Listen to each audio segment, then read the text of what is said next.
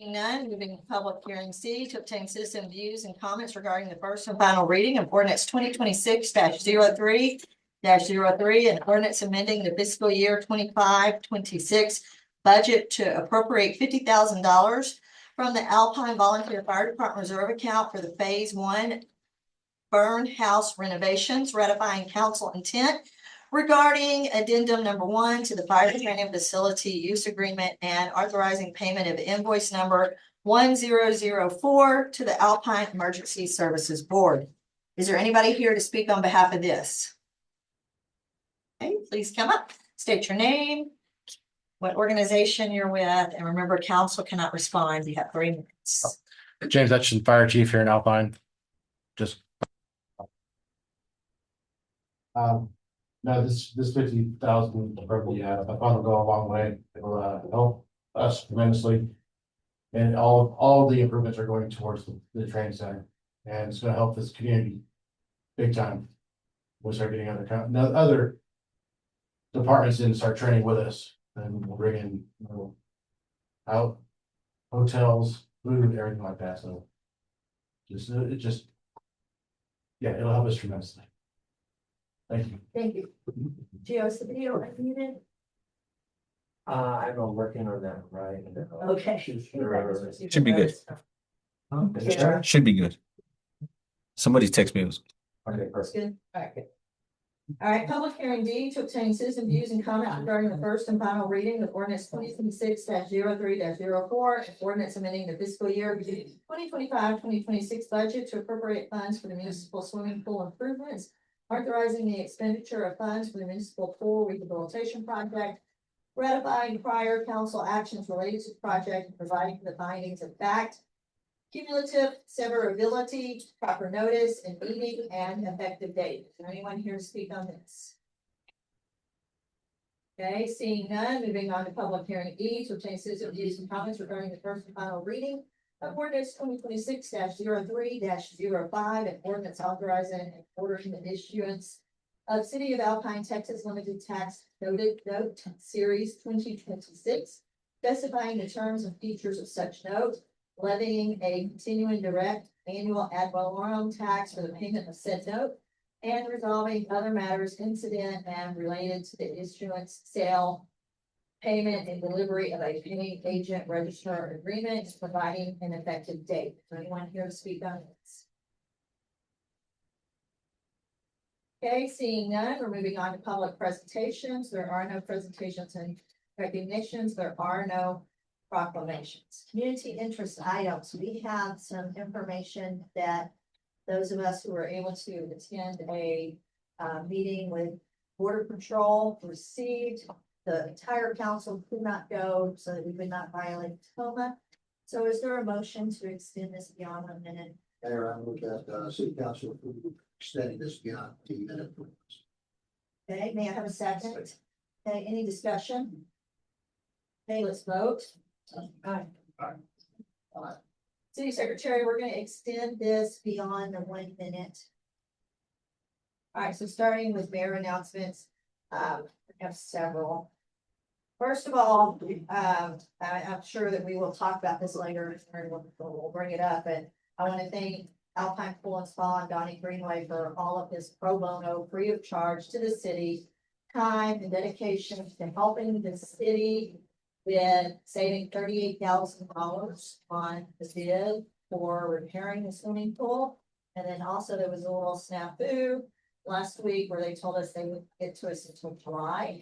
And he resolved that too. I'm speaking to the supervisor who he happened to know very well. So the pool will be on track for Memorial Day. So I wanted to reach out and say thank you for that.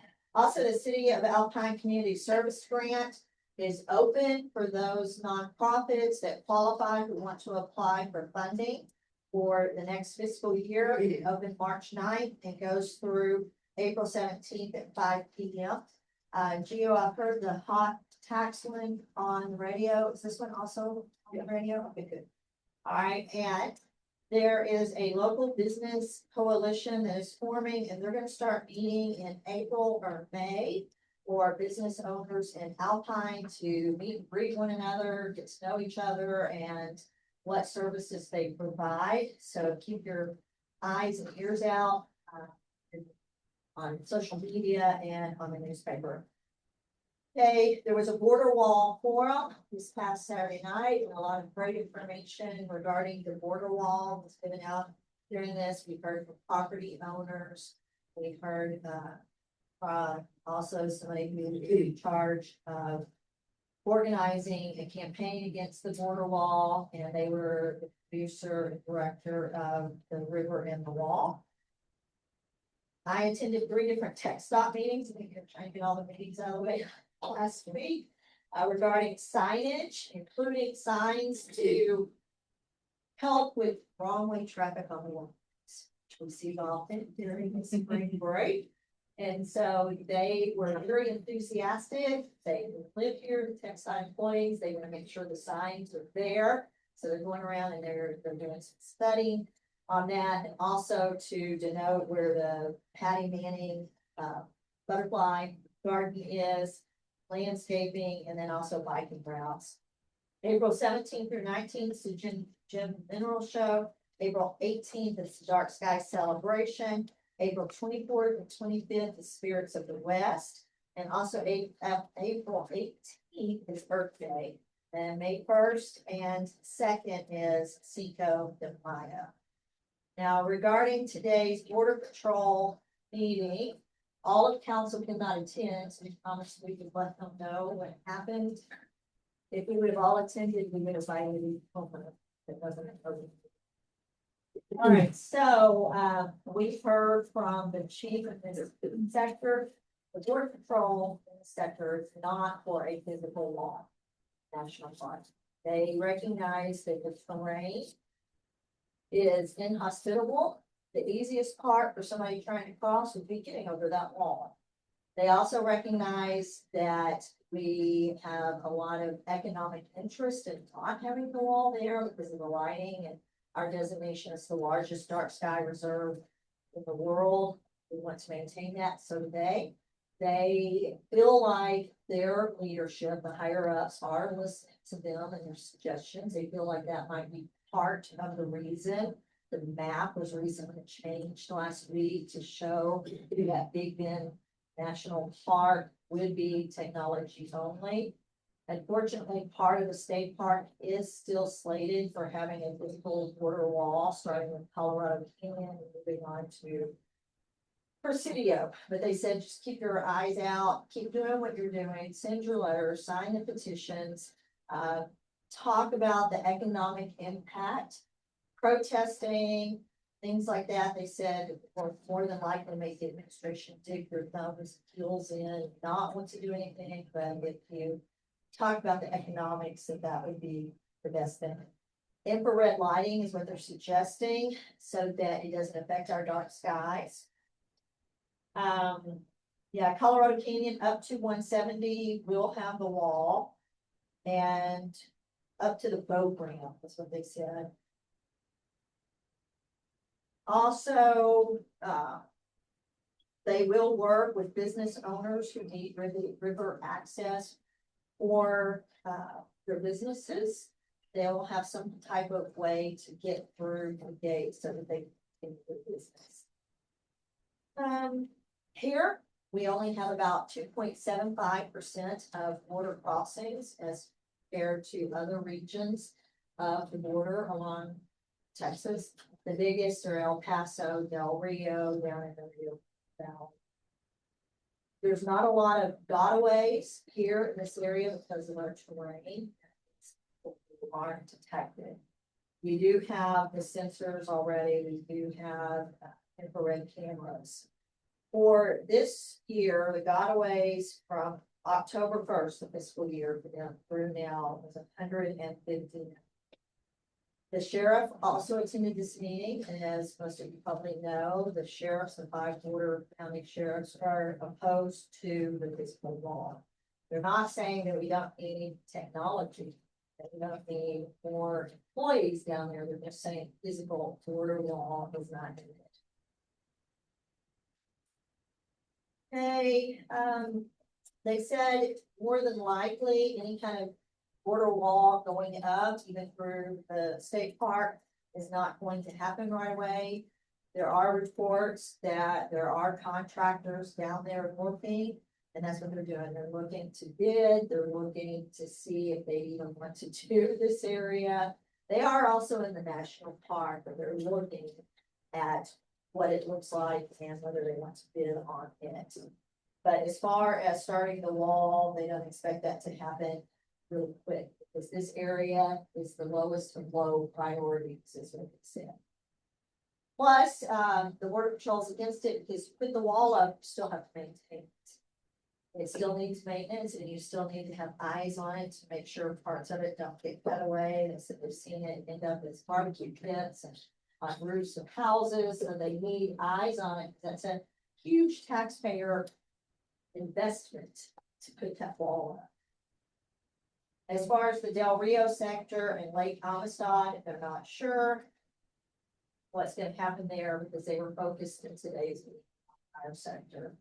They are asking for more aerostats and drones, but those are also very expensive. About 3 miles a day in areas that have the wall are going up. And then they said it will be about 25 miles per day for the entire US.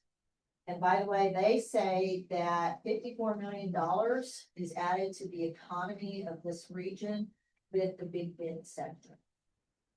And I know Councilmember Stevens also took notes, but before we get to you, Councilmember Stevens, city manager's next on the agenda.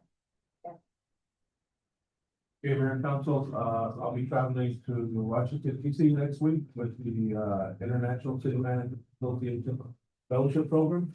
And I will meet the person that's gonna be the fellowship that will bring over here to spend a week and kind of tour of the facility, see what city management is all about. I've been told that the railroad is gonna have to start repairs in this area, March the 22nd. The Warden Commission Appreciation Dinner is tomorrow, March the 18th at 6 p.m. at the Civic Center. The request for proposals for the pet cremation incinerator bid winner will be selected on March the 20th. The March 21st is the GeoFest 2026.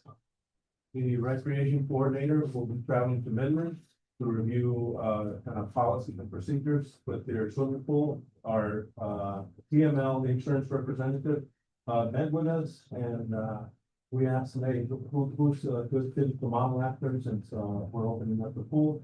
They mentioned the person, I can't remember the name, but they did a good job over there. I said, well, don't try to reinvent the wheel. And we'll talk to somebody, see what they're doing. If you have ideas, bring it back, take with the supervisor and let them review it, and then they can present it to what we're gonna The city of Alpine will be closed Friday, April the 3rd, in observance of Good Friday.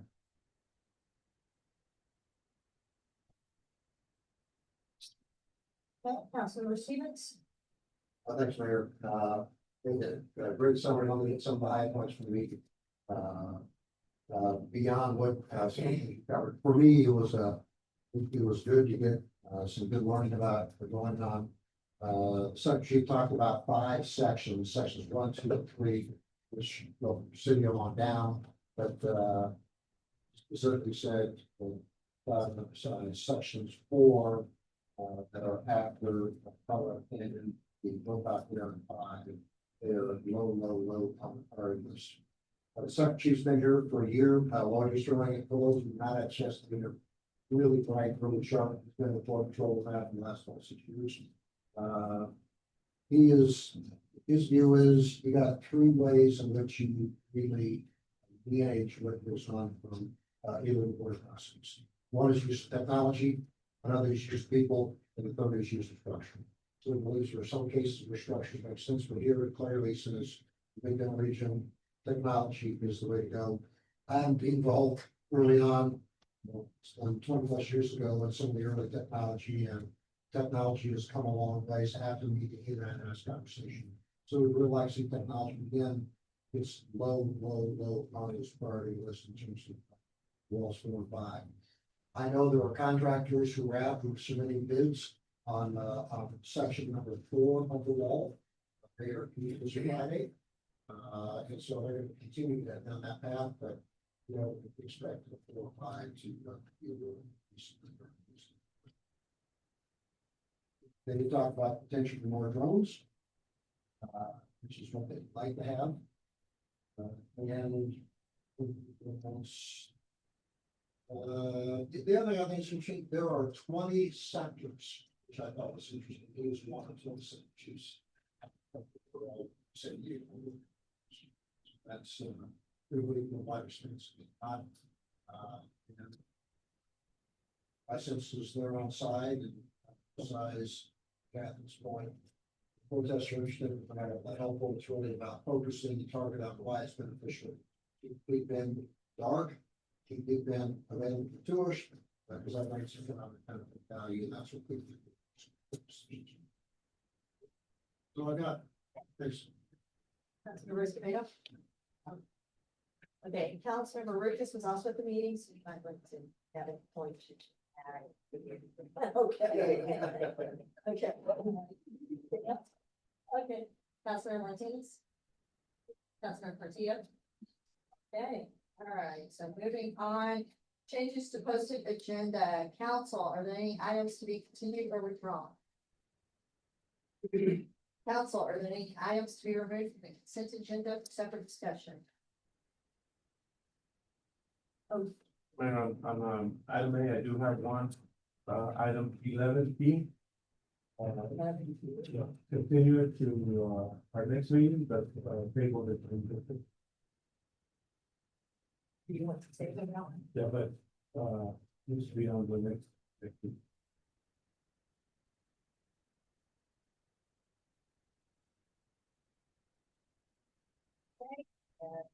That's by simple request.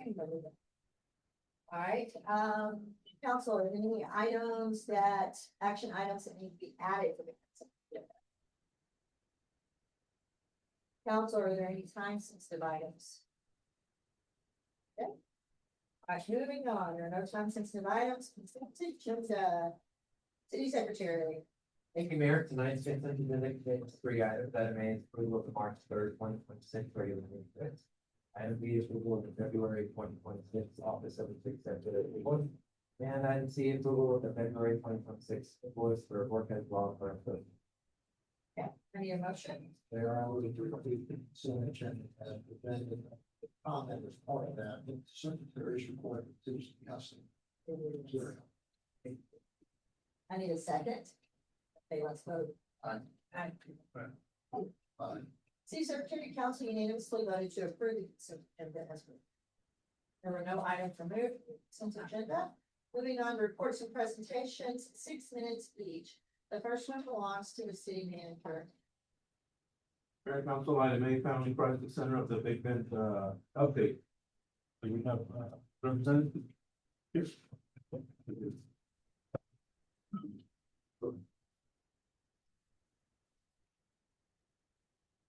Hi, I am Louise, and I'm from the Family Crisis Center of the Big Bend. And I'm just here to give y'all a report.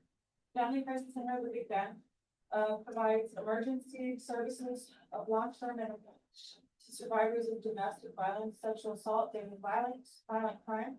We serve 5 counties: Brewster County, Presidio, Jeff Davis, Terrell, and Pecos, with a staff of 12. All of our services are free and confidential. And this is just a picture of PRT. This is the Family Crisis Center and our chat. From November of 2025 to February of 26, the Family Crisis Center of the Big Bend was able to provide positive impact to our community of Alpine. Through client service, outreach, emergency, shelter, and financial assistance. Our 400 kids in Alpine were able to provide 2,331 services to 168 clients. From November of 2025 to February of 2026, of those 168 clients, there were 125 emails and 43 notes. This year, after we got our building, up and running, we asked the community, how can we help? And, so now we are providing volunteer services out of our office. With the family, with the food pantry, for Davis and Alpine. And, you're also volunteering with the Sunshine House and providing meals with the Meals on Wheels. In the months of November of 2025 to February 2026, FCC volunteers provided over 2,643 hours of service to assist the mission of FCC. We also participated and provided over 73 outreach services from presentations, training events, teacher in service, office hours and more to Sawville State University, Alpine ISD, Marfa ISD, Anderson ISD, and surrounding communities. As you'll see here, this is myself and Marfa, who were able to go in and teach their students what health relationship should look like. Last month was also teen dating awareness, teen dating violence awareness month. And so they allowed us to go in and speak with their students. You'll see here on this slide Virginia Sandoval. She's another advocate, and she was able to get into the Sanderson schools and educate them as well of what healthy relationships and what they should look like and what they should not look like. At Soros, we also provide office hours every week. Every Wednesday we make ourselves available for students if they need us, have an office there. We also participate in the symposiums with Dr. Velasco with his communication class. This year, Miss Virginia was able to get into a nursing program and have a really in-depth conversation with them as to what the questions, asking the hard questions of what if other door to come in.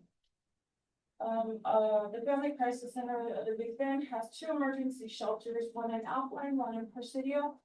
During February of 2025 to February of 26, shelter was provided to victims of domestic violence or sexual assault. Our emergency shelter was occupied for one night during this period. During November 2025 to February 2026, Alpine clients received over $6,960.83 in financial assistance in forms of rent, deposits, utilities, transportation, childcare, and we did offer families in need 34 boxes of food baskets and also gift cards. This is a picture of our little pantry. We still do have it available. It is still located at our old office on the street. We're in the works of trying to get a new one built for the new building, but until then, the old one will still be, we're still providing services for not just our clients, but the community. Within this period, we did see an increase in numbers of families needing it. So the need is definitely there. This is our new location. This is our project that's building. And we couldn't have, it wouldn't have happened without the community. So we are truly, truly grateful. I just included a few pictures. I'm hoping that everyone's had an opportunity to come down and visit our new facility. If you haven't, please drop by, give us a call, and we would be more than happy to give y'all a tour. But this is just like our conference area. This is just some of the offices that we have there.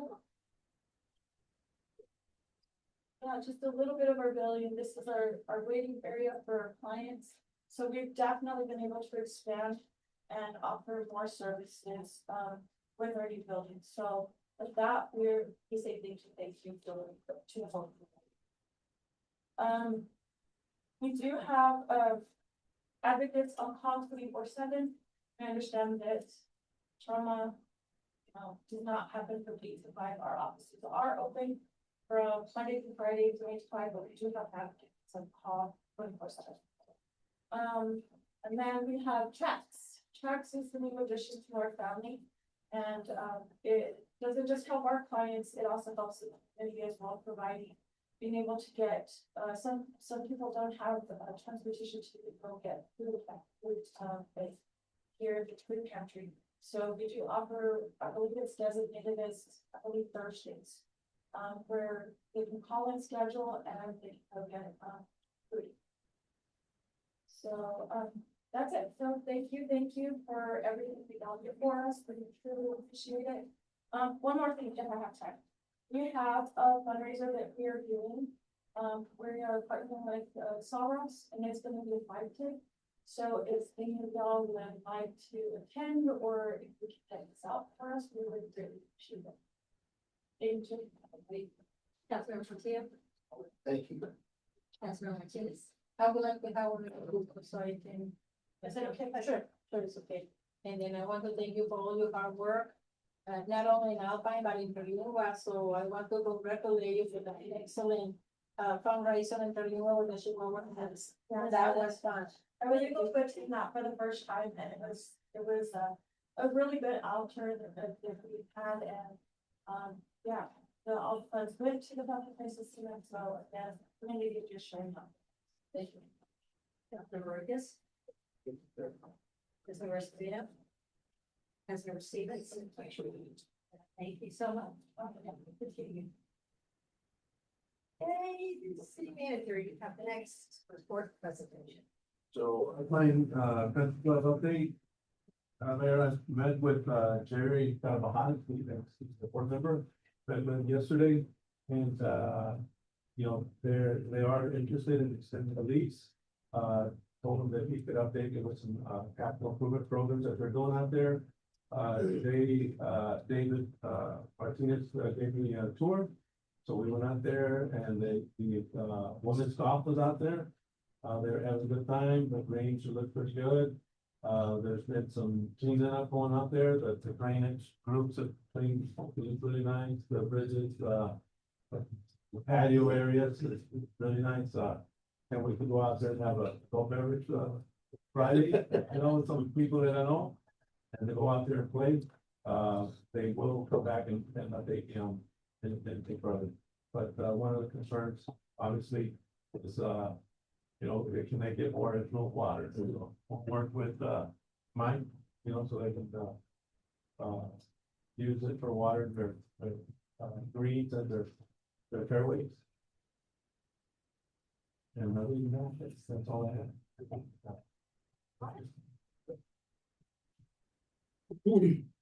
Again, anyway, President, nice to meet you. Oh, okay, I don't know.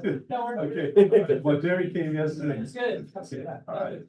We have our meeting tomorrow. So Okay, go for all right. it. So, quick update, sorry to get anything else board book, but, just updates on what's happening at the, club. It's, spring getting busy again. We just had the high school golf tournament, yesterday and today, boys yesterday, girls today. They got booked out with the better weather.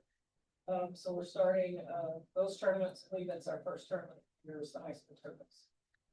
We started all of our weekend tournaments, will begin, I believe, the first of next month. And this Thursday, we start scrambles again, weekly scrambles.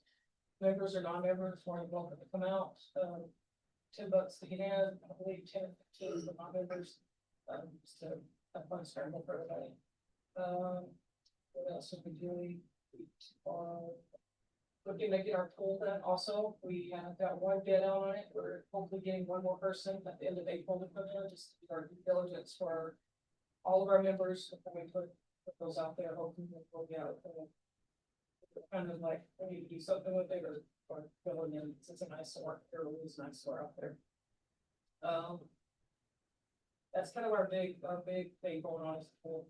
Right now, we are staffed, which was our big problem a year ago right now. So from last year to this year, seen a big jump in numbers. We're super busy out there. But that's always good. We always want to remain part of the community and, get more people out there, the better, and get out for the kids and the students. Want to, have happen. So if you guys have any ideas of anything, students or youngsters out there, We'll hear about what all you and Jerry talked about in our meeting tomorrow. Forward marketing, because that's always. Hopefully, I'll find have two goals. Alright, Councilmember Stevens. Great job, Amy, thank you. The attendance is very good, I don't have to, There's a lot of, out of town, like I go up there and it's, well, I've never seen before, so it's, we're actually looking at, we might have to start getting a program in with actual tea times. And, I'm not sure what it is, and marking the carts, because, if there's a lot of interest, so entrance ways in there, people coming in, just keep track of who's paid, play, and who's out there, but it's getting that busy where we might have to start program for game times and stuff, but it's not just, hey, I come in at 1:30 on Saturday, you just jump in your way. So it's really busy out there. So, you might, it's windy this time of year, just ask the groundskeepers for that water, because. it's going all over the place. Yeah, you got it. Yes. So, Yes. thanks. Councilmember Escobedo. I always see a lot of cars there, honestly. That has to be important. And it's nice. Yes, it's nice to park them. Councilmember Rivas. Thank you. Councilmember Martinez. Thank you for all what you do. When the pool is fixed, it will be open to the public or just for the members? That's something we're gonna have to look at if we, I'm not sure how that's gonna. I was, years ago, when it was private, we don't know if that's something that we might have to do. It's just a lot of stuff to. Big steps right now, we'll get to see if we can. If you get a quote, look at the quotes and then we go from there and then. Yeah, thank you. Thank you. Councilmember Portillo. Thank you. And being out there a lot. And I got to see kind of talk to a lot of people with other people. Really, and. Thank you. It is busy. We're going to help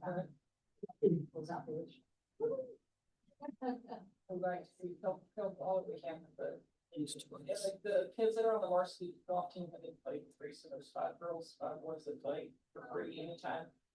And then we have offered, we have started now any of the kids that are on the golf team. They pay with the play with the discount, so. How much is that annual, subscription to be a member? Do I know? How much is the to pay to be a It member? just depends if it's single, family. So it's not that much. If you play more than 3 times a month, you should get a membership. So. Very good. And then come on down, we'll get you signed up. Trust me, you do not have to know my place. Probably be me. It's fun to get out there. Thank you. Thanks, Ron. All right, moving on to information discussion items. The first one is from Councilmember Escobedo to agree with that. Yeah, discussion. So discussion regarding potential revisions to the city of Alpine employee handbook and employee incentives. Incentive pay policy, including incentive conditions, BED and degree requirements tied to the position qualifications. Review of associate employee data and timelines and direction to staff on developing a comprehensive plan for policy amendments and implementation. So I brought this, I think it's the third time coming up. I had Geo print the employee policy procedures and part of the employee handbook, and also the other one that has green on there, employee status bars, BEDs or degrees or associates. And I thought, for me, this is very important because, I think that if you're a director, you should hold a certain degree, or if not, permanency, depending on the position that we're in.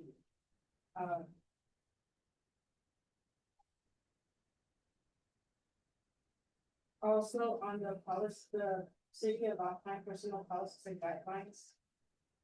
There's two different ones. One of has the licenses and stuff for the police department. And the other one really doesn't have much.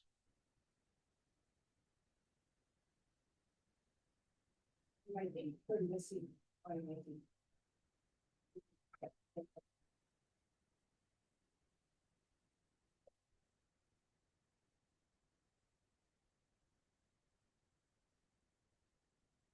I know that, if you got a certain certification, you could also be an incentive to see that. Yeah, I missed that, I asked for all of this. I checked the directional and the service. Huh. But there was a rather extensive table in that section, book that listed all the certification. Yeah.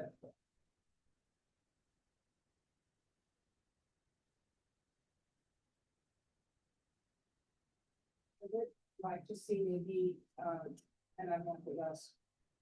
What about biggest maybe wasn't taking this home and looking at it and then asking the city manager to get the directors through and see what changes you can. And it's, we can have a workshop and it's along with this. Can we speak? Oh, I don't know. You know the routine. Say who you are. Brandon, Mountain Gas Utility Director. I'm not sure if you remember, but we were asked to provide all of this back by September of last year. Yes. With the process going into being implemented into policy. I'm not sure if all directors did this. I know I turned mine in, I've got all the documentation, well, got turned in. I believe I asked. We have tried to do that, I know that we had other issues. But this was actually done last year so that we could try to get this implemented by November. Was what I was informed. If we need to start that all over, that's great, I can resubmit all that information, but we did, like I said, I don't know if you remember, but we did. I know I did, I turned it all in because there was a lot of things that I wanted implemented. That benefit the employees, and it's not just for us, but that gave everybody the opportunity as the directors to do whatever they needed for their departments. But if you're bringing that back up, then if you want, I can resubmit that to you so that we can start this process again. It's just, all this has been delayed roughly for the last 3 years. I'm trying to implement a new policy for everybody. And so we've been kind of sitting and going back and forth on it. And personally, I'd like to see it come to light, if it's okay. This was a project that was delayed due to the transition and integration And in the audit. So Yeah, when understand. our city manager got on topics, I briefed him and we've been coming up with a plan like, earlier, I mentioned it. Okay, perfect. That's, I just wanted to bring that up, because we have tried this before. All right, thank you. Thank you. Councilmember Tebow.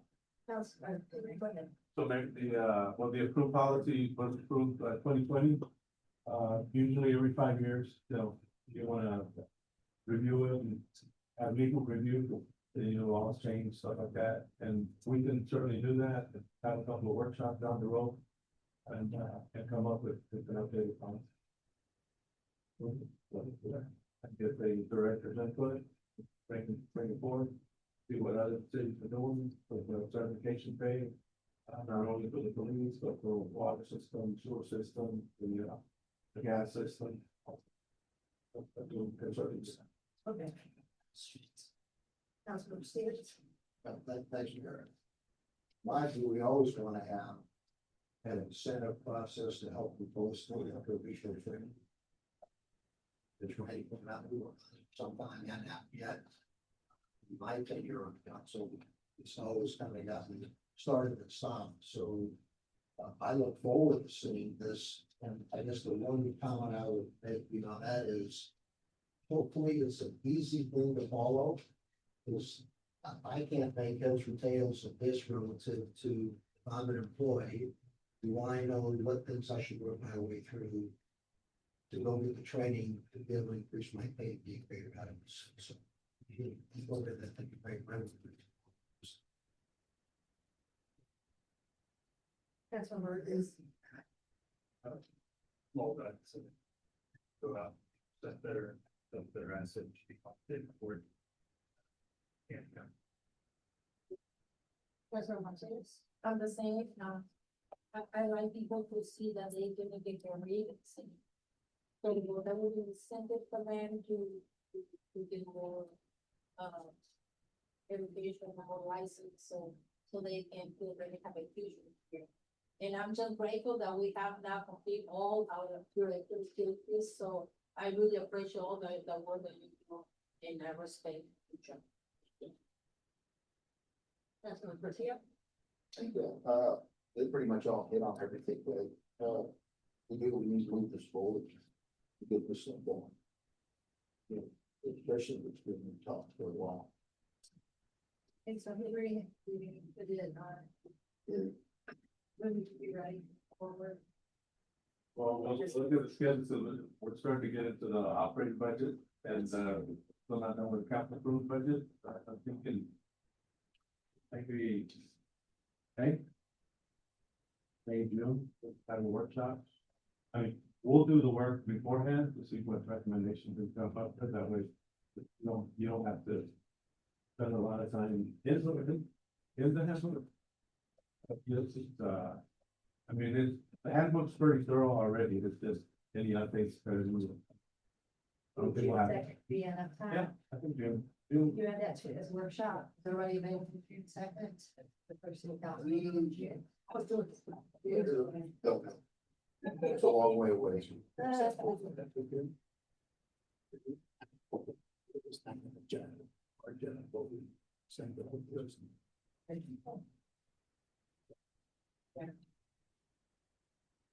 Got it, yeah. Second, working.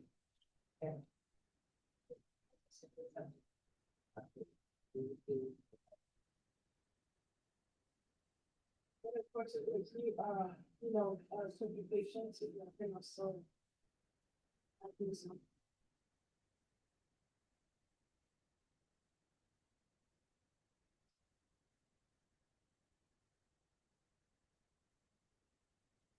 Yep. All right, moving on to the next discussion item. Discussion regarding potential collaboration between the city of Alpine and Alpine Independent School District for grant funding, joint use, and improvements to the historic Manual Plain Hill located in Coconut Park. You may remember that at our last meeting, Dr. Lockhart was here, and so was Chris Ruggia, who wasn't able to make it due to a dental emergency this evening, but he did send out an email to myself, and Dr. Reinhardt, and I'm not sure who else was on that email. Maybe Henry, you were on that email too. Okay, so Dr. Reinhardt, come on up.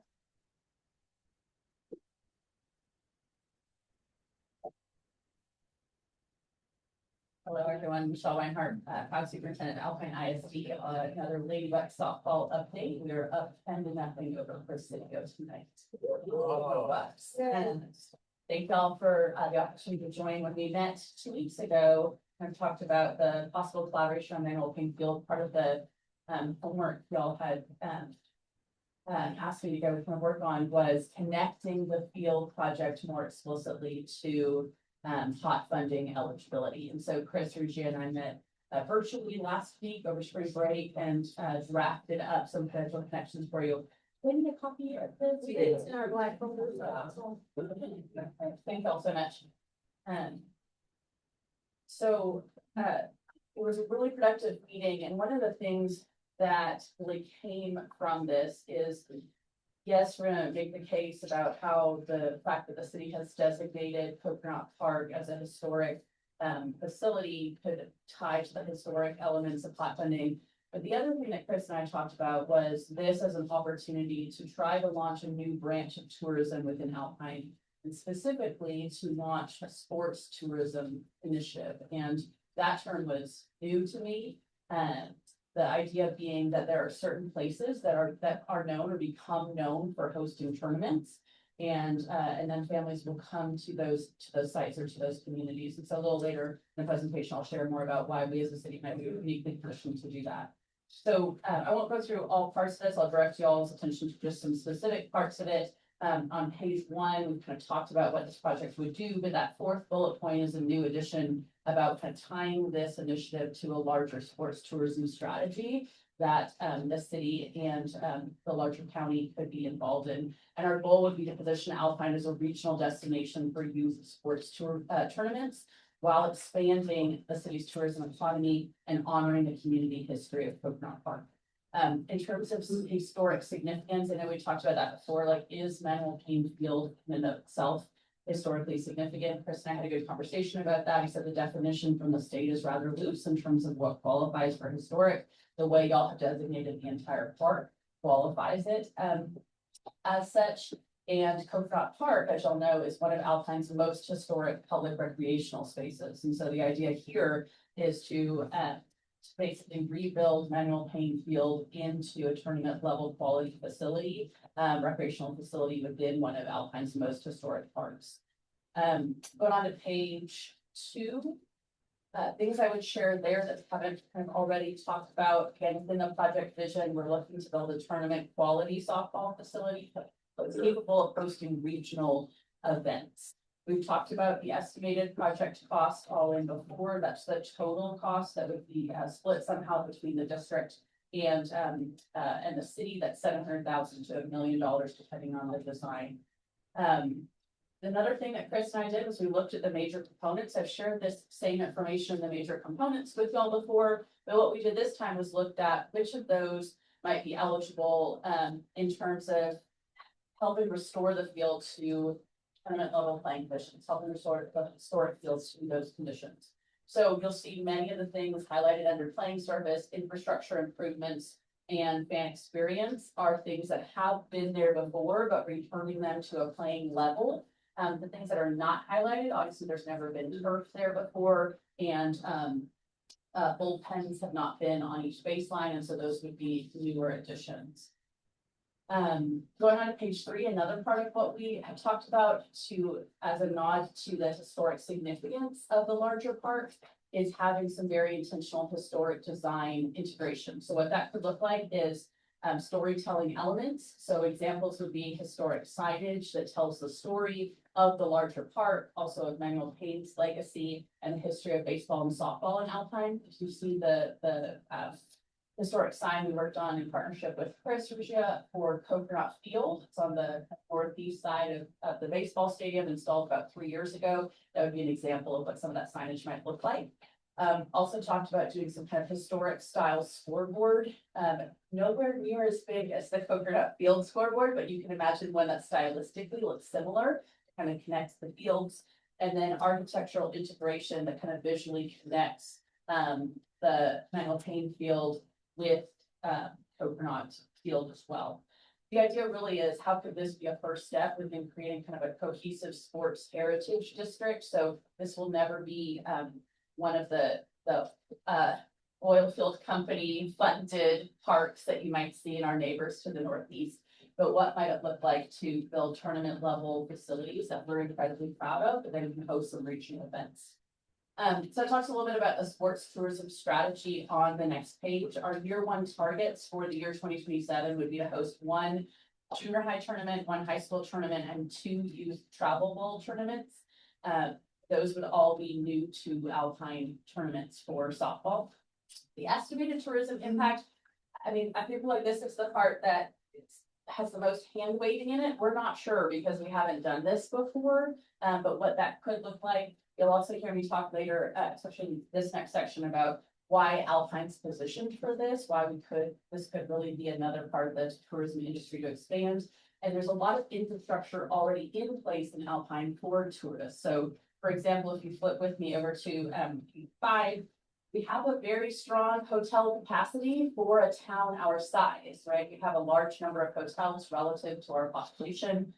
We're already an established tourism destination, just for different types of tourists, if you will. Folks who are coming out to the national park or interested in kind of the cultural tourism of the Big Bend region, this would expand our tourism industry to a wider audience. And Mayor Eves, you referenced Chris's email. That's actually one of the things that he had shared in it, is that his support of the project kind of comes through that lens of I'm gonna quote here for a second, sorry. He says, I would highly encourage the pursuit of youth tournaments as tourism drivers. This would reach a different market than our core of independent leisure travelers, and one where there's a lot of opportunity. It's definitely worth an investment to build capacity to host tournaments in any and all possible youth sports. The trick, of course, is finding money that's both available and legal to use. Other things that position Alpine really well to be a regional sports tourism destination are excellent summer climate. Why play softball in Pecos when you could play now at 10 degrees cooler in a much prettier facility? And then another part is the fact that we have both school district and a university in our town our size. And so we have the potential to have sets of fields that we can be running simultaneously in partnership with Sul-Ross for some of these since that would allow us to host multi-division tournament. Going on to page 6, one of the other potential limitations that Chris and I discussed, and again, all this is well outside of my wheelhouse and well into your wheelhouse.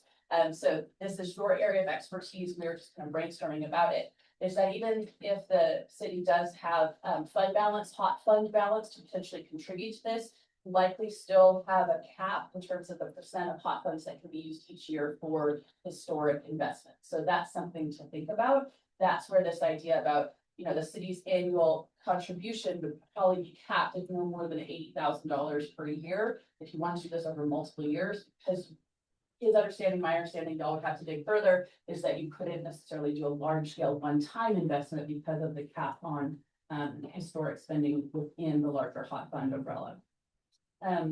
Community impact, I feel like we've talked about these pretty explicitly. Several long-term benefits for Alpine, launching Alpine sports tourism sector, as well as the historic preservation, preserve and celebrate the legacy of both Manuel Payne Field and Coconut Park, and then the corresponding economic development that along with that. And so this is our kind of summary, if you will, of why we think this would qualify for hot funding. Again, well outside of my area of expertise, but wanted to kind of offer that as a next step in the conversation about why this project might be eligible. Anything to add to that, Mayor Eves or City Manager? So on page 7, you have City of Alpine determine hot fund eligibility and potential funding sources. Determine funding commitments from partners. So when would all this need to be done? So as we talked about last, I guess it was still this month, but 2 weeks ago, our ideal timeline is really by the middle of April to know if the city's interested in continuing to pursue this together, or, and as I talked about last time, no hard feelings if we have to go different directions on this. We did share we have another site we would look at that's district owned on the west side of town. But we're really looking to, by the middle to end of April, kind of know which of those 2 sites we need to work with our design engineers on. And Henry, I know that you had ideas. Do you want to talk about those now or later with council, or where does that fit in?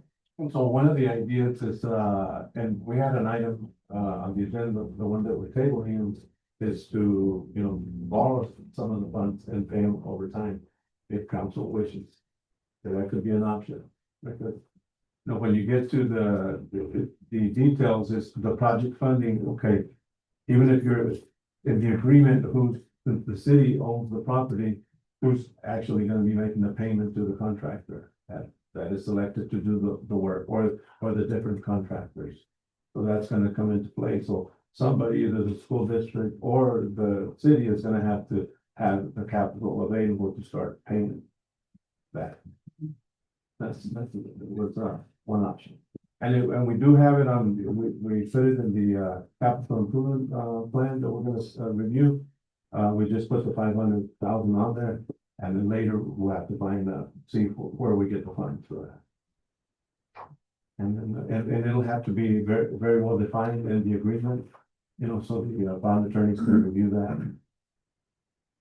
So do we have time for that discussion in this meeting, or in future meetings before their deadline. Yeah, we'll have to have it in the future meeting.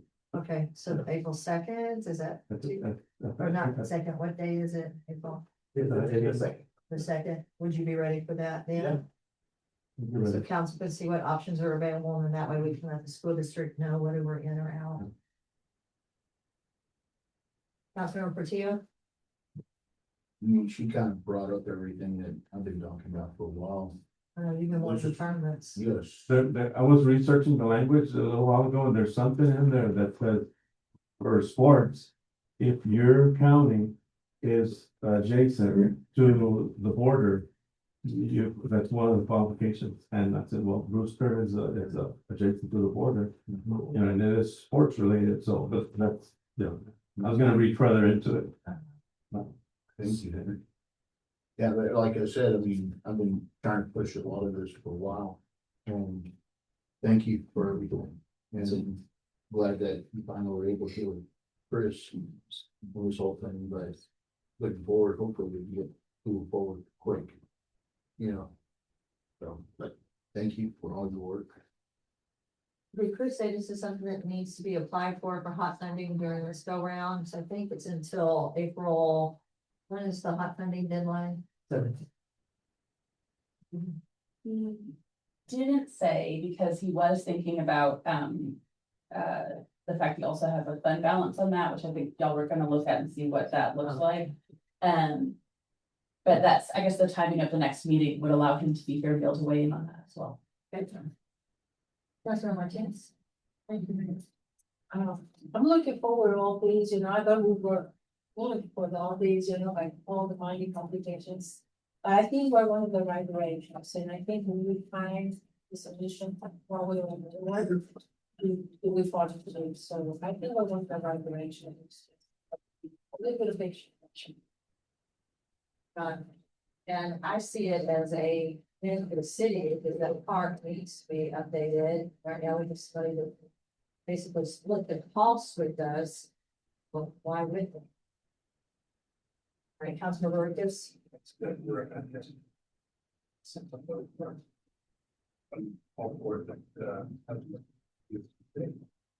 Using it as a way to bring tourists in.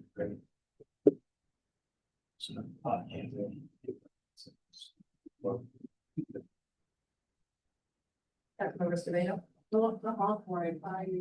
You know, I've had where people from Presidio come here, even people from Odessa come here. And I know this is really good.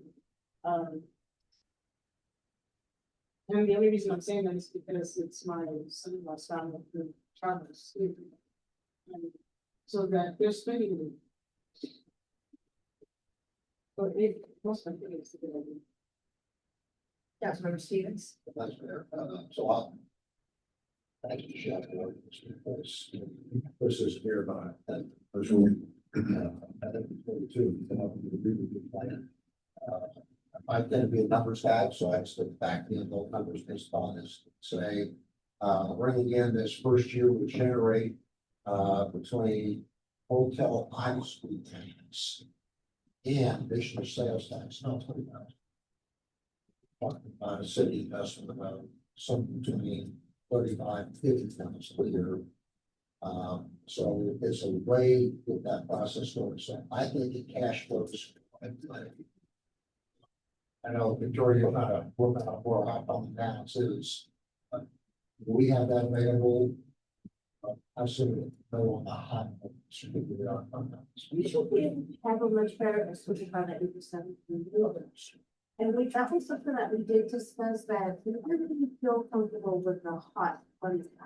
That one has been very well managed. And next week is.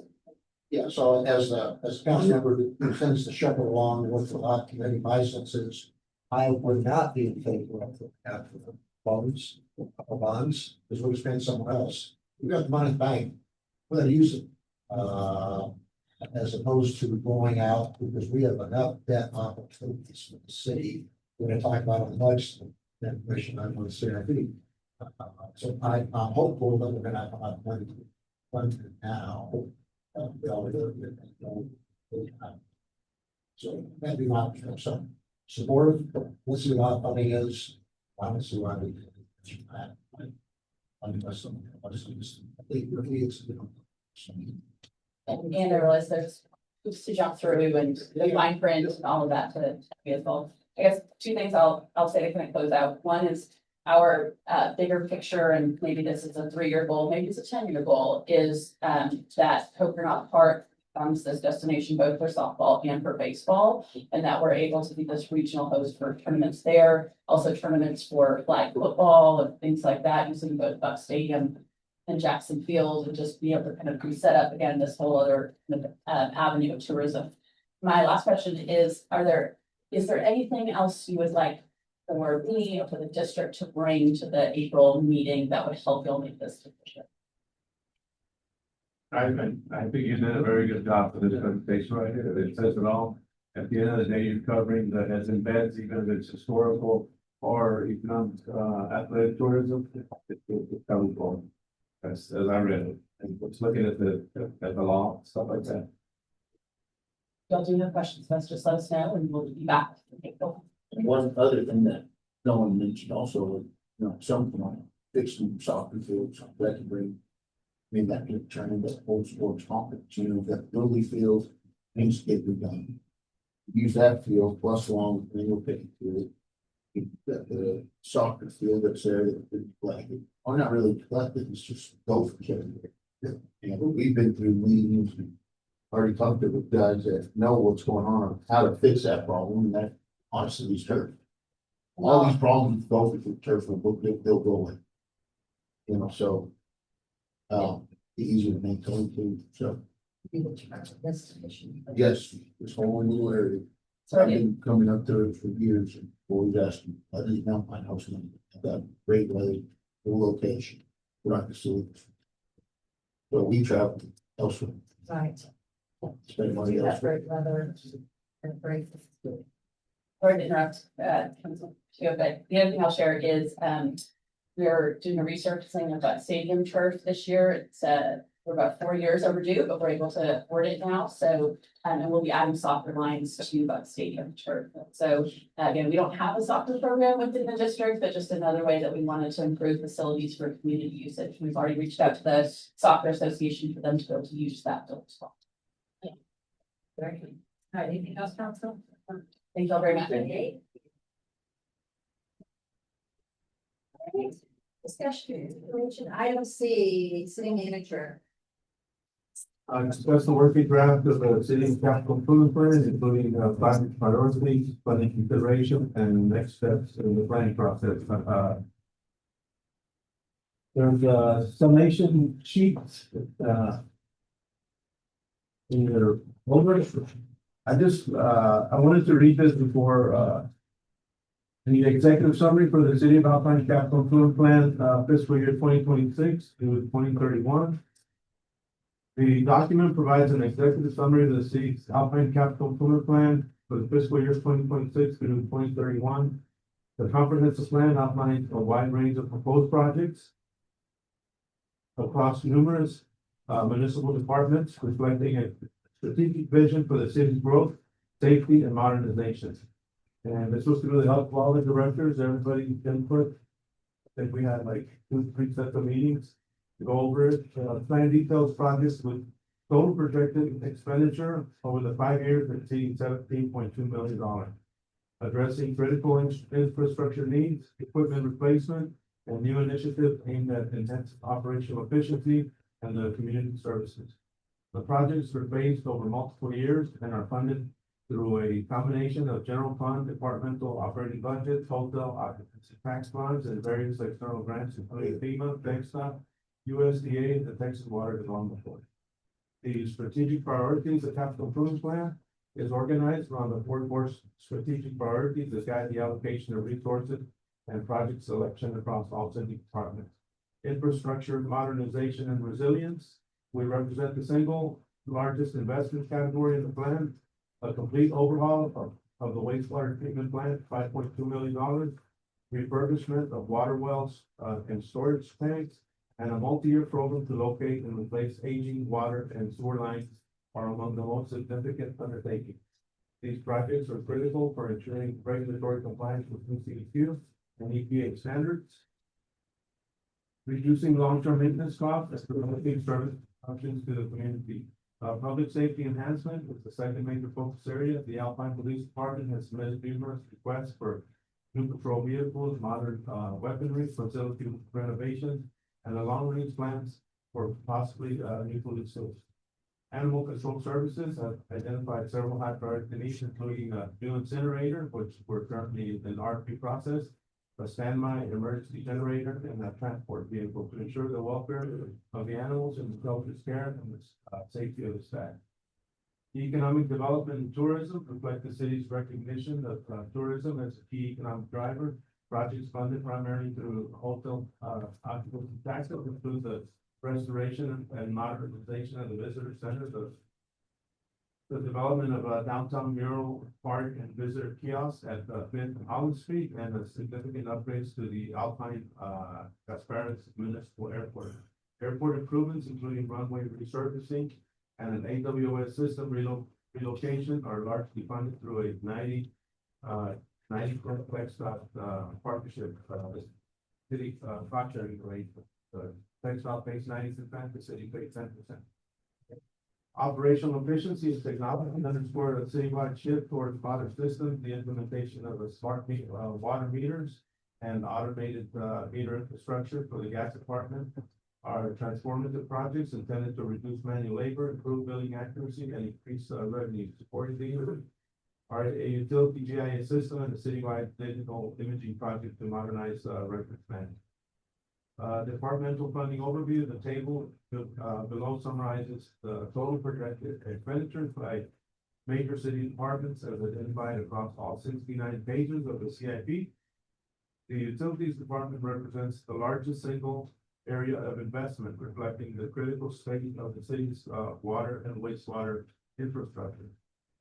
Utilities, water, wastewater, sanitation, 9.7 million is projected expenses.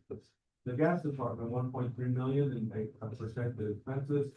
Police department, 2.2 million. The airport, 1.4 million. Public works, streets and parks, 1.3 million. Administration and city secretary, 642,000. Tourism and visitor center, 375,000. Animal control services, 240,000, for a grand total of 17.2 million. The grand total is an estimate based on individual project figures that stated in the CIP. Some projects have cost dependent on the grant awards or TxDOT funding decisions, and actual expenditures may vary. Several projects are noted as required re-quoting due to current market conditions. The high priority initiatives, the plan designates a number of projects as priority level 1, indicating they are the most urgent and critical for the city to address in the near term. These projects are foundational to maintaining essential services, ensuring public safety, and supporting the city's broader strategic goals. Number 1, the incinerator, which is currently under bid. And there's a whole list of all the other departments that with their items and their figures. Item 5, key funding sources and grant opportunities. The city of Alpine is actively pursuing multiple external funding sources to offset the financial burden of the CIP. The following grant programs and partnerships are referenced throughout the plan. The funding source, TxDOT Aviation Division, that's the 90-cent split. That's to support the airport AWS system, the runway resurfacing, the runway lighting. FEMA bridge program, that's a 75% grant, 25% city match, that's for hazard mitigation items. USDA matching grant, we will be meeting with USDA, I think, in a couple of weeks. Andy Basilio with Jacob Martin and myself. I think Mike have a meeting with USDA to find what kind of budget opportunities are available for us. The wholesale occupancy tax with all tourism and business center projects, American Rescue Plan Act infrastructure bill for smart water meters, and all these law enforcement grants. Conclusion, City of Alpine's capital improvement plan presents forward-looking and ambitious roadmap for investment in the community's future. The scope of the plan spanning 8 departments and covering everything from shelter appliances to 5.2 million The wastewater treatment plant overhaul reflects the breadth of the needs facing the Joint municipality by prioritizing the modernization of essential infrastructure and enhancing public safety, fostering economic development through tourism, and embracing technological efficiency. The plan lays a strong foundation for a resilient and prosperous Alpine. Successful execution would depend on the disciplined financial management, the aggressive pursuit of external grant funding, and the coordinated effort of all city departments, towards the shared vision. This is outstanding. So you took that very lengthy capital improvement plan and you just summarized it for us in a way that makes perfect sense. It's very clear, where each department statement. And then you've broken it down for each one of those, what the individual costs are. I think this is an incredible way to look at the capital improvement plan. You did an outstanding job. I know I interrupted. No, that's it. I guess to top it off, last week was the deadline to apply to the Texas Water Development Board. There's 5 projects that we applied for funding. Preliminary, they were all accepted.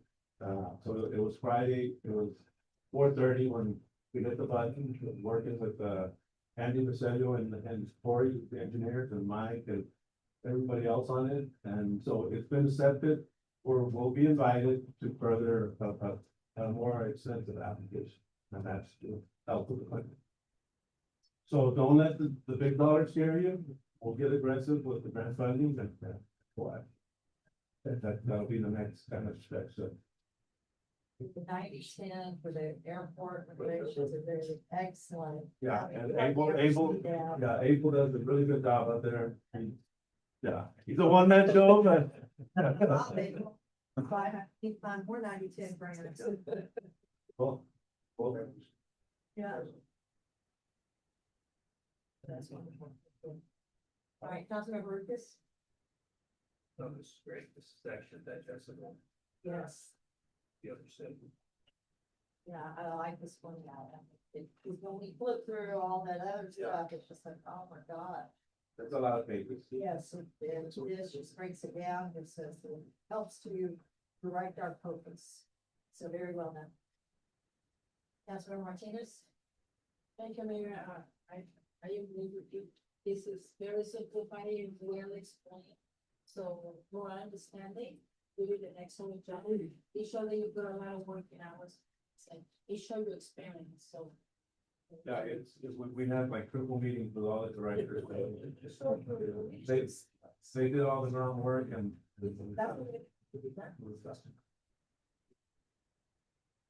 Councilmember Escobedo?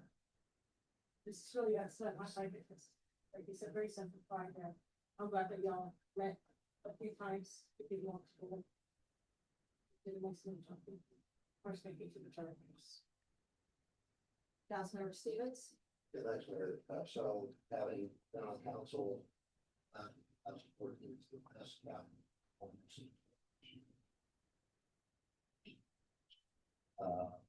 the next part, take a look and say, holy, only with $17 million, that's hard to have. But I did, I'm kind of a simpleton, I just accepted 5 for 5-year period, I think $140 a year. At a 6% bond rate, which my sense is probably reasonable, maybe a little bit higher.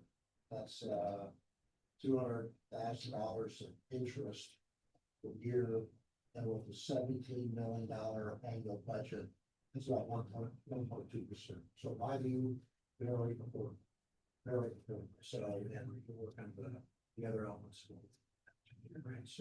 yes, looking forward to hearing the plan going forward. What grants we're gonna get, it will look like. Outlook Steve and the whole team. Yeah, they spent a lot of time into it, and, That'll be nice to actually get some things done for the city for a change. Councilmember Portillo? Not everybody kind of hit it, you know, I was gonna say, but, that's awesome. You know, now it's time to get aggressive and see what we can do, move forward. Yeah, I think the residents are ready to see action, see us getting things done. There's been, general, Uh-huh. you know. Yeah. Sure, message. Thank you. Thank you very much. Y'all can even go. All right, anything else, council? All right, with that, we're gonna take a 5-minute break before we get to action items.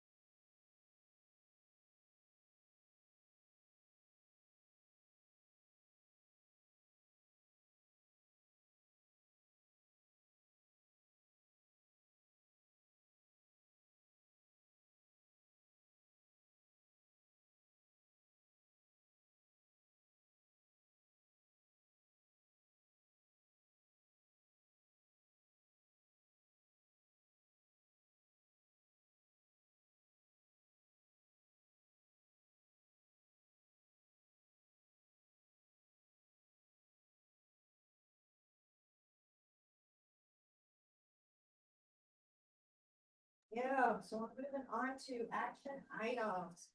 The first action item belongs to our city manager, if you would read that very thing. Approve the second and final reading of ordinance 2026-03-01 and ordinance approving rezone application 2026-03-01, amending the official zoning map of the city by rezoning the property located at 707 East Avenue F, legally described as the south 69.4 feet of lot 6 and 7, lot 25, Hancock Edition, south of the railroad, to the city of Alpine, Brewster County, Texas, as the same appears in flat envelope number 1-2 on file in the office of County Clerk of Brewster County, Texas. Save and accept the east 17.3 feet of lot 6 deeded by F.E. Wires to the city of Alpine, Texas, for street or highway purposes, dated August the 30th, 1947, reported in volume 111, page 380, deed records of the Brewster County, Texas, rezoning the subject property from R2 to Family District to C1 Neighborhood Commercial District, providing findings of fact, payment, severability, effective date, proper notice, and hearing clauses. Need a motion? Second.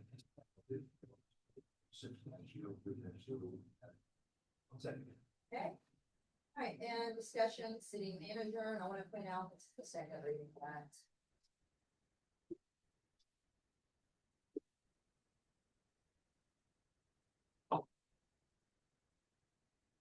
The city council will consider final approval of a proposed zoning change for the property located at 707 East Avenue F, legally described as 69.4 feet of lot 7, lot 25, Hancock Division.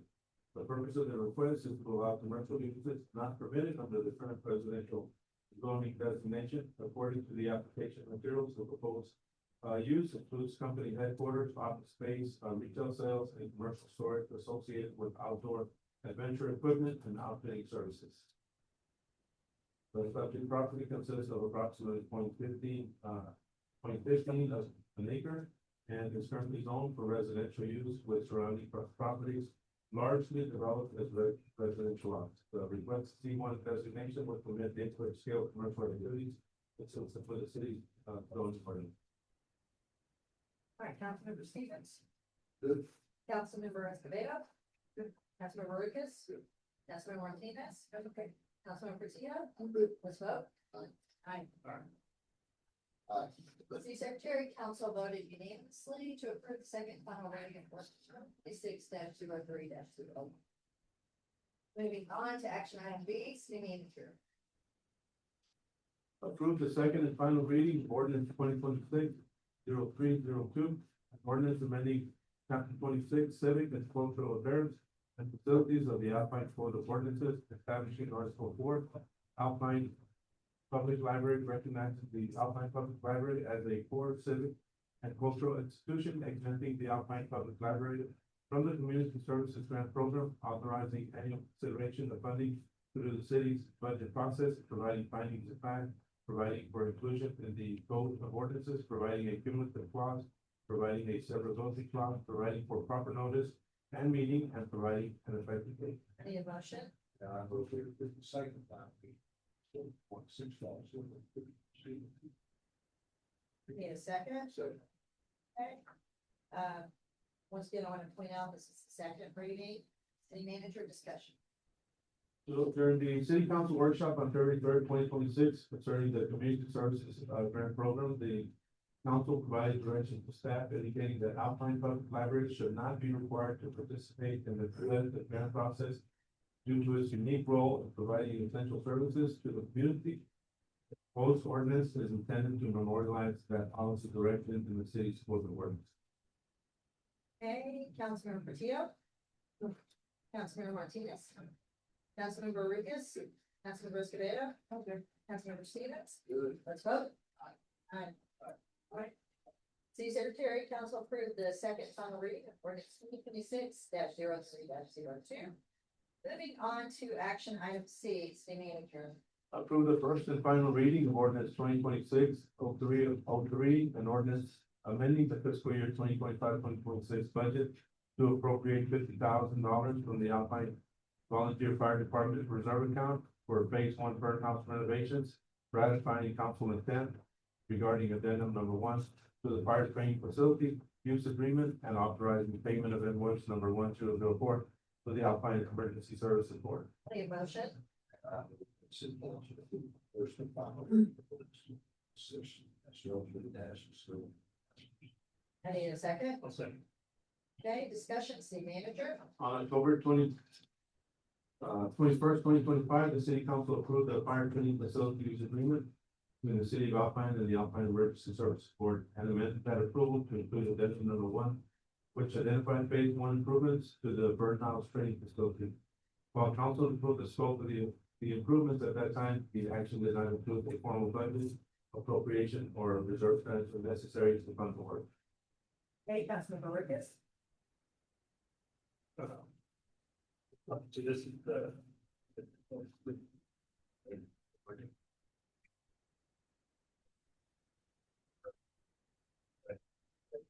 You mentioned some things before, yeah, they don't receive Chris. This will bring, because we have, 2 live fire instructors right now. I believe we have 4 or 5, level 1 instructors. We're about 2 instructors down for fire companies in Alpine. Great. So they're setting themselves up to where we start training and start inviting other volunteer departments that are in this area to come be a part of it. We also have Sid up in Fort Davis that is Keats, that's also certified, so we really start getting hotel occupancy max with these people to stay with us, trainings, and obviously we would be getting fed and everything. Wait for our fire department risk points, further training with, so to me, I think it's really good. Also, please that eyesore that we have over there, they've already done a really good job getting cleaned up, getting all trash that's dumped out there out. Councilmember Martinez. I'm good. Councilmember Stevens. Councilmember Portillo. I'm with. Councilmember Escobedo. Let's vote. Aye. City Secretary, Council approved the first and final reading of ordinance 6-0. Moving on to action item B, city manager. Approve the first and final reading of ordinance 2026-0304, and ordinance amending the fiscal year 2025-2026 budget to appropriate funds for municipal swimming pool improvements, authorizing the expenditure of funds for a municipal pool rehabilitation project, ratifying prior council actions related to the project, and providing for findings of fact, cumulative severability, proper notice in the meeting, and effective date. Any motion?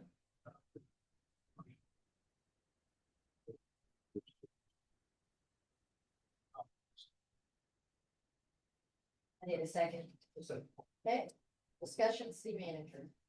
Following the conclusion of 2025 pool season, city staff and the city council identified significant operational and infrastructure deficiencies at the municipal swimming pool, including water loss due to leakage, aged mechanical systems, and deferred maintenance that required corrective action to ensure the facility could safely continue serving the public.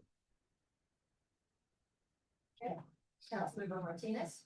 I'm good. Thank you, everybody. Yes, everybody's so happy with this. Councilmember Portillo. Councilmember Ricketts. I want to thank Donnie as well for everything he did, because I want to thank the city manager and finance director. Councilmember Escobedo. Councilmember Stevens. All right, let's vote. Aye. City Secretary, Council approved the first and final reading of ordinance 2026-03-04. Okay, and then item E has been tabled for the next meeting. Okay, moving on to action item F, city manager.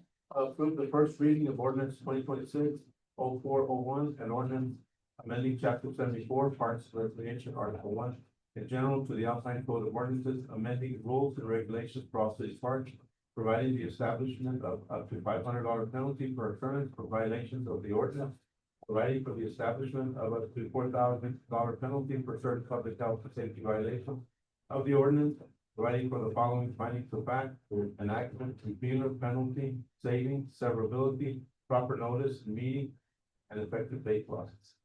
Need a motion? Motion to approve the first reading of ordinance 2026-04. I need a second. Second. Any discussion, city manager? So City of Alpine owns and operates a number of public parks and recreational amenities that serve residents, families, youth programs, and community events. As a home rule municipality, the city has the authority to adopt ordinances regulating the use of municipal property and establishing rules necessary to protect the public health, safety, and welfare. The current park regulations were previously established through ordinance 2002-05-04 and most recently updated by ordinance 2025-0102. Parks and Recreation Advisory Board reviewed the existing provisions and recommended amendments to clarify park rules, address operational issues, and improve the city's ability to manage park facilities and respond to public health and safety concerns. Okay, Councilmember Portillo, you're the Parks and Rec. The board worked hard on a lot of stuff, and I think we got it all squared away. So, try to get this one back. Councilmember Stevens.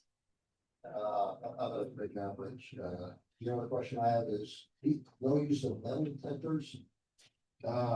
David brought it up because these people are going out there digging up the park all over the place and, well, covering anything bad, just leaving everything out. Sometimes even really close to you, some of the new trees that are out there.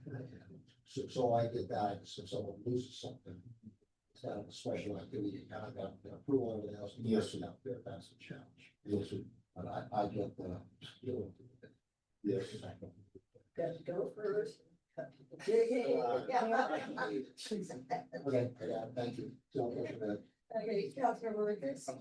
Councilmember Martinez. Councilmember Escobedo. Okay. All right, let's vote. Aye. Aye. City Secretary Council voted unanimously to approve the first reading of ordinance 2026-04-01 as written. Moving on to action item G, city manager. Approve the first reading of ordinance 2026-04-02, an ordinance establishing Article X, low speed and utility vehicles to Chapter 94, traffic and vehicles of the Alpine Code of Ordinances, establishing regulations related to the operation of golf carts, pocket bikes, mini motorbikes, and utility class vehicles within the city, providing for a penalty of up to $500 per occurrence for violations, and providing for findings of fact, enactment, repealer, penalty, saving, severability, proper notice and meeting, and effective date clauses. Okay, I need a motion. I motion to approve first reading of ordinance 2026-04-02 as written. I need a second. I'll second. Okay, discussion, city manager, and one thing I want to point out, I don't remember going through this. Pocket bikes is out, right? Because that was illegal. Okay, good. All right, so the city manager. So this ordinance is a result of several months of discussion by the city council regarding the increasing use of golf carts and similar vehicles on city streets and the need to establish clear operational rules to protect public safety while allowing limited practical use of these vehicles for short distance travel within the community. Prior council consideration, the city council previously considered ordinances 2026-0101, an earlier version of the golf cart regulation ordinance. That ordinance was developed in late 2025 through collaboration between city staff, the police department, and city attorney, and was scheduled for consideration with a first reading on January 6, 2026, and a second reading on January 2026. During review and discussion of the earlier proposal, several issues were identified by council members and staff, including the need to expand ordinance to address additional vehicle types, including utility class vehicles such as Polaris type vehicles, clarify equipment requirement and operational standards, and evaluate whether the city could legally allow operation beyond the daytime hours under the Texas Transportation Code. Because of these issues and ongoing policy discussions, the original ordinance did not advance, and staff were directed to continue refining the regulations before bringing forward a revised proposal. And what we have is another revised proposal. Councilmember Stevens. Good. Councilmember Portillo. Good, ready to get this thing going? Councilmember Escobedo. I'm good. Councilmember Martinez. I'm good. Councilmember Ricketts. Yes. All right, let's vote. Aye. Aye. Aye. Aye. City Secretary Council approved the first reading of ordinance 2026-04-02 unanimously. Moving on to action item H, city manager. Approved resolution 2026-03-17, a resolution expressing support for the Big Bend Regional Hospital District's efforts to seek federal funding for rural healthcare initiatives, expressing the city's interest in participating in regional healthcare improvements that may result from such funding, authorizing the mayor to execute related documents and providing for an effective date. Motion, Will be approved resolution 2026-03-17 as presented. yes. Okay, in discussion, city manager, this is something that we have already started working on. Yes, that's correct. Councilmember Portillo, okay, go ahead and continue. So in efforts to pursue federal funding opportunities intended to strengthen rural healthcare services in the Big Bend region, the rural communities across Texas face unique healthcare challenges, including limited hospital capacity, workforce shortages, geographic isolation, and financial pressures on rural healthcare providers. Access to sustainable healthcare infrastructure is critical for maintaining public health services and emergency care for residents in Alpine and surrounding community. The Big Bend Regional Hospital District, which serves Brewster County and the broader Big Bend region, is exploring opportunities to apply for federal rural healthcare funding through programs administered by the U.S. Department of Health and Human Services. These funding opportunities may support a variety of regional healthcare initiatives, including infrastructure improvements, telehealth expansion, healthcare workforce development, and enhanced coordination of emergency medical services across the region. Okay, Councilmember Portillo, Good with you. Councilmember Escobedo. Okay. Councilmember Lucas. Good. Councilmember Martinez. Good. Councilmember Stevens. So I'm good with it, but I'd really like to understand, what are we looking at? I mean, this is the vanilla that says sign, I get all that. Well, what sort of services are we talking about, and how much money we're looking at, and what's the implication to residents about it? Beyond those who are normally covered by the hospital district, which tend to be those who can't pay for healthcare. Okay, from what I understand, this is the Big Beautiful Bill grant that they have, and it involves improving health, such as through nutrition, through activity. We were hoping to get some swimming pool funding through it. I'm not sure where that stands. Also, they were looking at greenhouse initiatives for food. There's different categories that cities can apply for. The hospital district hired an advocate out of Austin, I believe it was, and he came down here and spent a day touring the pool and making his recommendations and touring different facilities. Henry, I wasn't able to attend that meeting. Can you fill in? So they also, I mean, we did the parks, for recreational activities, and also the fire station. So That's right. one of the things that they like is the upstairs, all the space that's there. And so there's a project to remodel that also. To have EMS EMS, yeah. personnel there. So fire counts. Well, part of the reason I ask you is, there's a big push on projects with COVID. Does any of this address the potential for healthcare, which in my view is one of the biggest issues we have now? And I don't know if it's not part of this discussion, but I would hope there's some opportunities to work on that. I would think that the city would have to be involved in managing an elder care facility. For it to be related to elder care. Is that correct? Yeah. It's something that the city would manage. Don't we have to take it over every 5 years or something like that? Yes. Yeah, and the city has to fund it. Yeah, so we would have to be in the business of running elder care facility. So when can we hear more about this? I'm all bit before the broad, but I'm a big way of it. I think it'd be for us to really understand, because healthcare is an issue in rural Texas. What about a hospital? I'm worried that they're gonna financially survive. We are already paying taxes to the Big Bend Regional hospital district, and we're paying 7-8%. I'm just trying to understand what this integrated plan looks like. I don't think we have that. My sense is this is an opportunity for us to really kind of really understand it.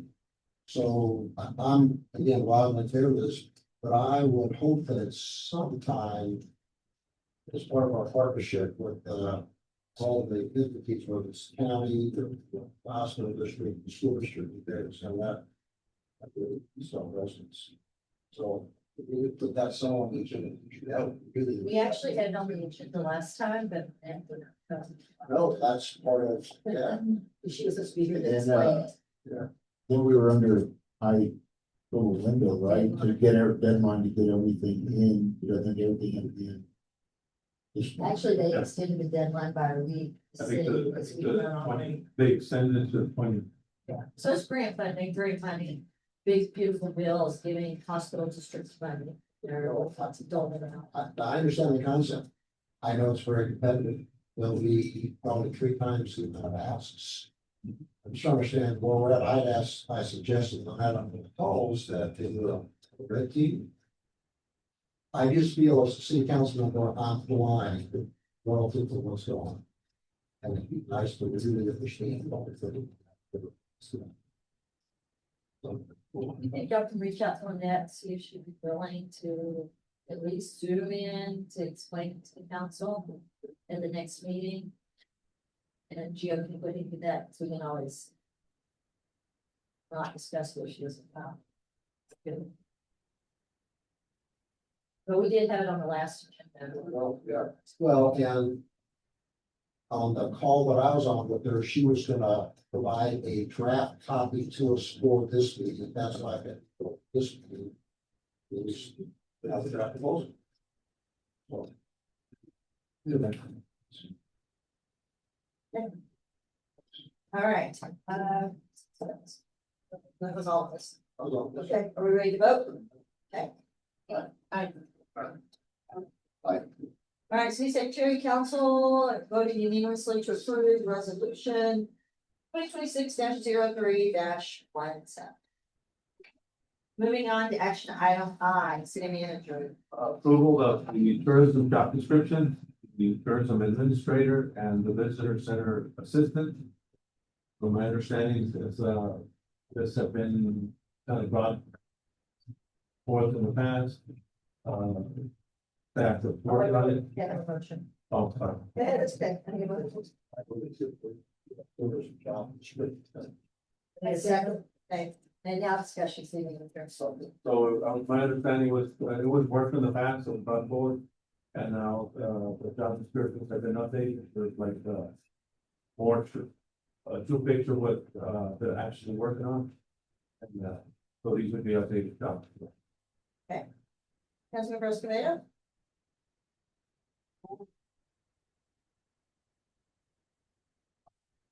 Okay. Councilmember Martinez?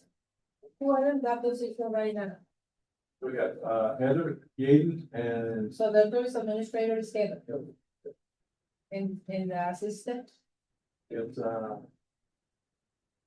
Mr. B?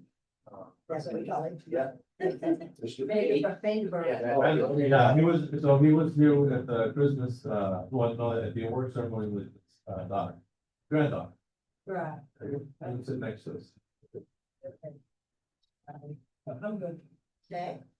Councilman Sweetens? Councilmember Tio? Councilmember Ricketts? Let's vote. Aye. Aye. See Secretary Council voting unanimously to approve the tourism job descriptions. Okay, moving on to executive reports. 6 minutes on the clock.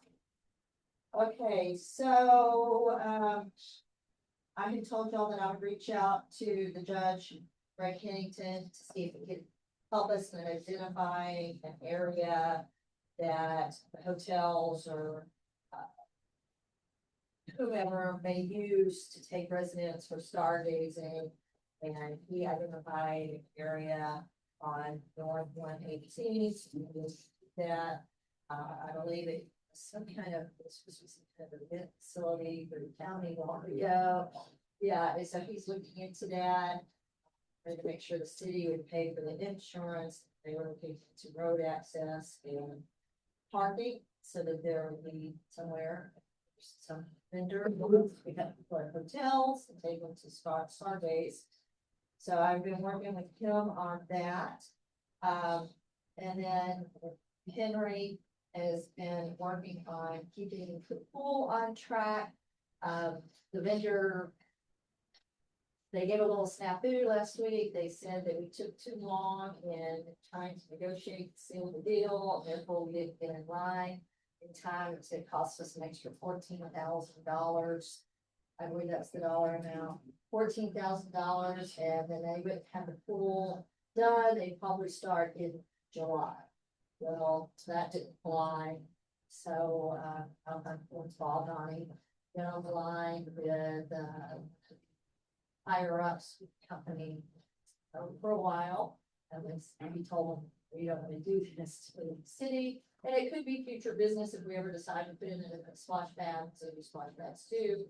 And the whole reason we used the buy board, that's why we didn't go out for bids. I just, somebody made a public comment, but we didn't go out for bids. You might remember, we didn't have to go out for bids, we used the buy board.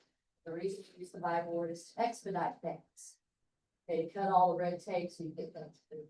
And so anyway, they agreed that it would be done by Memorial Day at no extra cost. And they were gonna take away our coping away from the pool too, and they told us that we had paying for $14,000, and we've been getting coping, which I understand is getting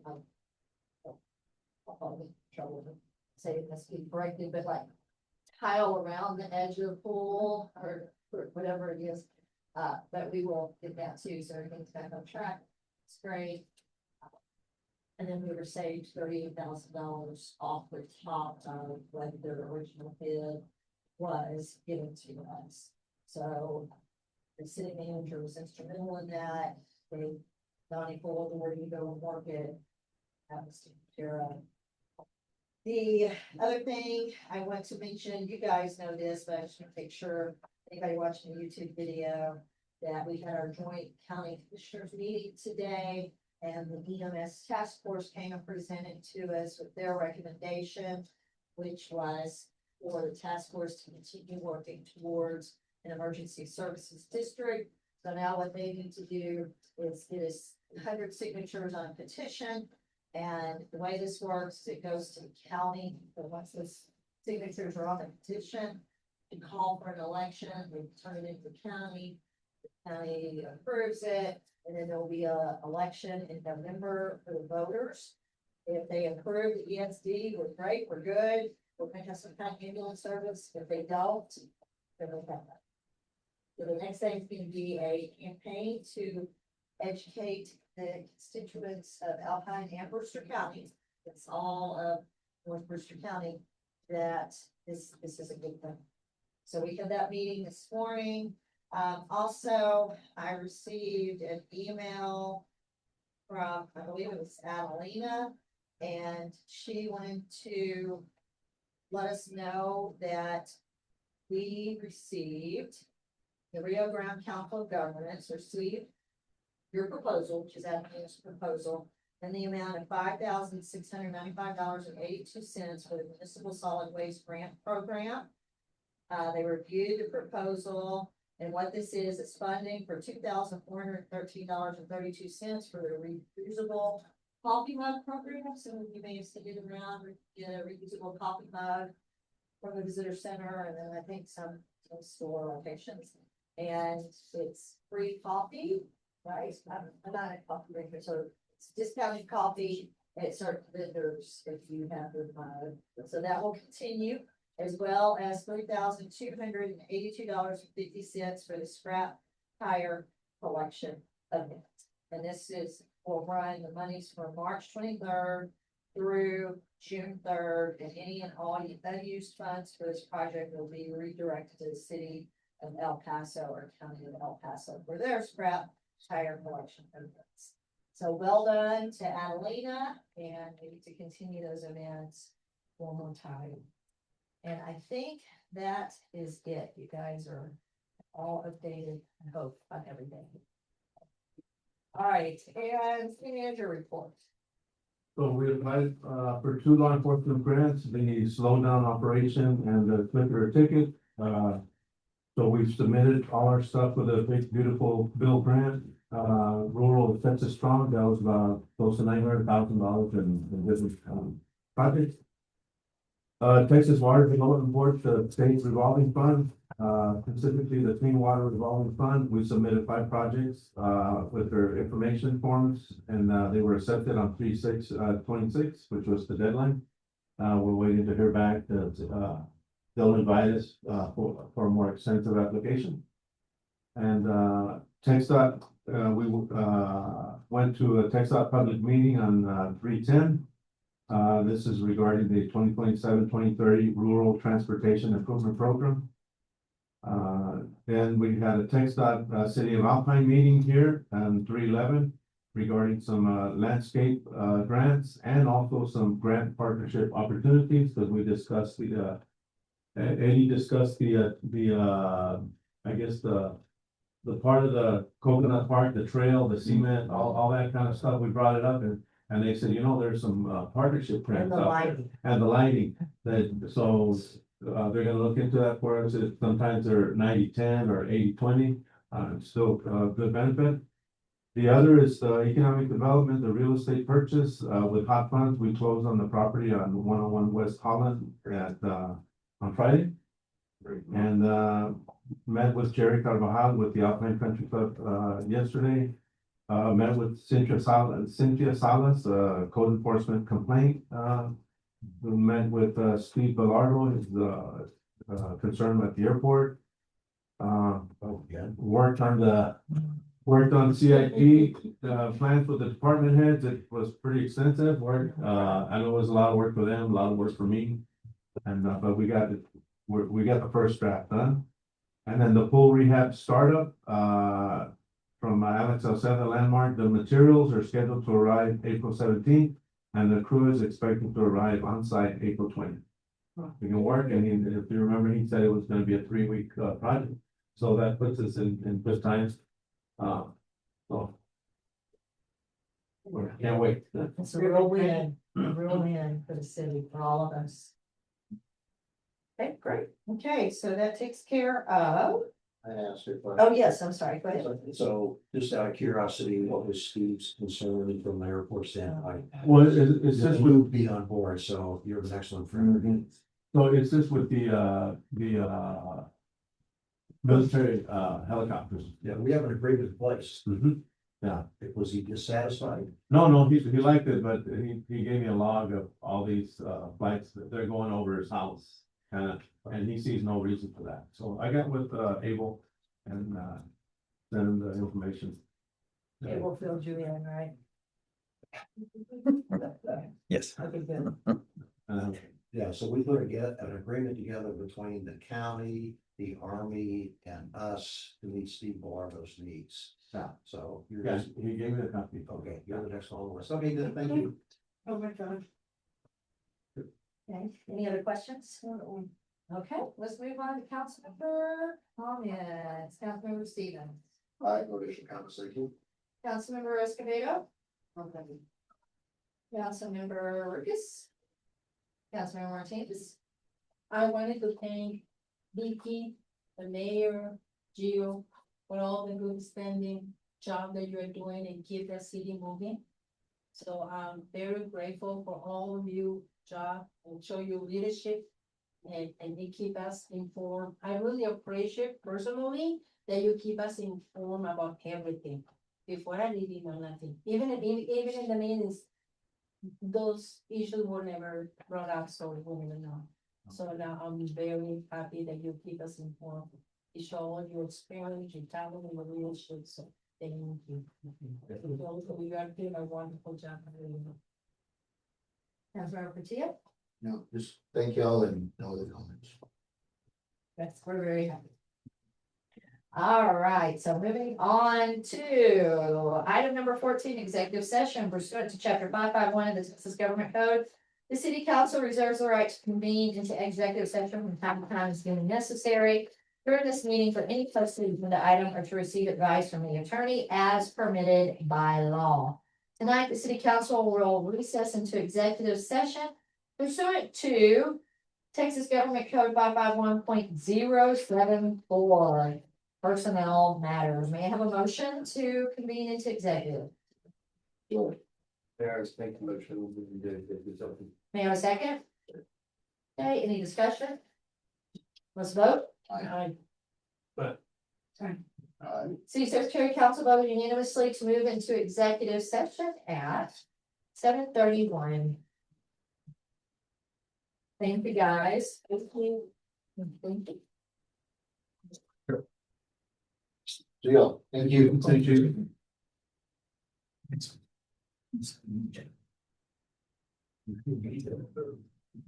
Let us know, good, Gio. Okay.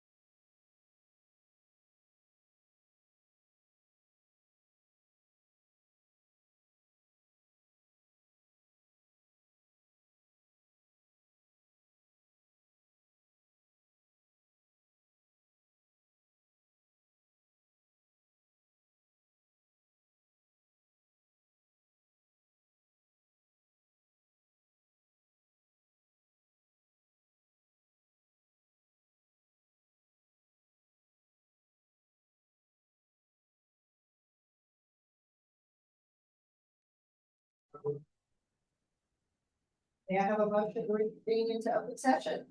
May I have a second? One second. Any discussion?